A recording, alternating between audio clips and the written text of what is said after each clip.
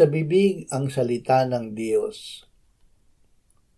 Kaya ngayon ay humayo ka, ako'y sa iyong bibig at ituturo ko sa iyo kung ano ang iyong sasabihin. Exodo 4:12. Ang hindi mahusay magsalita ay magagawa ng Diyos na maging mahusay magsalita ng kanyang salita. Ang salita ng Diyos na ating narinig at sumaating puso ay maipapahayag natin dahil ang Diyos na nasa kanyang salita ay sa ating bibig at bibigyan niya tayo ng kakayahang masabi ang kanyang sinabi.